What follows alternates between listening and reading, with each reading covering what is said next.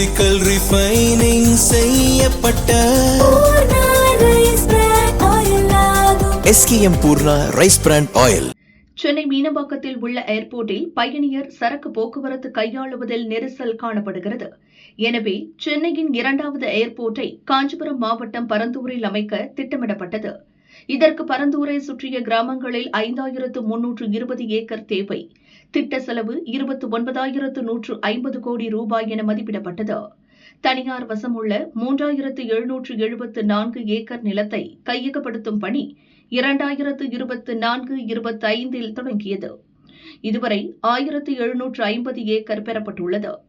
நிலம் எடுக்க எதிர்ப்பு தெரிவித்து போராடியவர்களை தவேக தலைவர் விஜய் 2025 நேரில் சந்தித்து ஆதரவு தெரிவித்தார். கடந்த ஏப்ரலில் நடந்த சட்டசபை தேர்தலில் தவேக வெற்றி பெற்றது. விஜய் முதல்வரானார். டிட்கோ எனப்படும் தமிழக தொழில் வளர்ச்சி நிறுவனத்தின் செயல்பாடு குறித்து கடந்த மாதம் நடந்த ஆய்வுக் கூட்டத்தில் பரந்தூர் விமான நிலைய திட்டப் பணிகளை நிறுத்தி வைக்குமாறு முதல்வர் விஜய் தெரிவித்துள்ளார். இந்நிலையில் பரந்தூர் விமான நிலையம் அமைக்க எதிர்ப்பு தெரிவித்து முதல் கள போராட்டத்தை விஜய் நடத்தினார். எனவே மாற்று இடத்தில் விமான நிலையம் அமைப்பது குறித்து ஆய்வு செய்கிறோம் என மின்துறை அமைச்சர் நிர்மல்குமார் நேற்று முன்தினம் தெரிவித்தார். இது அதிகாரிகளிடம் கவலையை ஏற்படுத்தியுள்ளது. இதுகுறித்து தொழில்துறை அதிகாரி ஒருவர் கூறியதாவது: அமைச்சர் நிர்மல்குமாரின் அறிவிப்பு பரந்தூர் திட்டம் முடங்க இருப்பதை உறுதி செய்கிறது. ஓசூரில் 2000 ஏக்கரிலும் ராமேஸ்வரம் அடுத்த மாணிக்கநேரியில் 750 ஏக்கரிலும் விமான நிலையங்கள் அமைக்கப்பட உள்ளன. ஏற்கனவே அனுமதி வழங்கப்பட்ட பரந்தூர் திட்டத்தையே செயல்படுத்தாத நிலையில் ஓசூர் ராமேஸ்வரம் விமான நிலையங்களின் திட்டங்களுக்கு மத்திய அரசு அனுமதி அளிப்பது கேள்விக்குறியாகும்.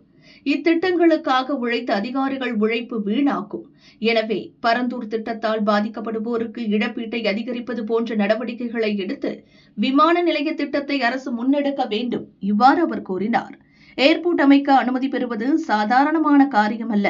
பல இடங்கள் தேர்வு செய்யப்பட்டு இறுதியாக குறைந்த மக்கள் பாதிக்கப்படக்கூடிய இடமான பரந்தூரில் விமான நிலையம் அமைக்க முடிவு செய்யப்பட்டது. அத்திட்டத்திற்கு இட அனுமதி மற்றும் கொள்கை அளவிலான ஒப்புதலை மத்திய அரசு வழங்கியுள்ளது. கட்டுமான பணிக்கு டெண்டர் கோரப்பட இருந்த நிலையில் தற்போது அதற்கு முட்டுக்கட்டை போடப்பட்டுள்ளது.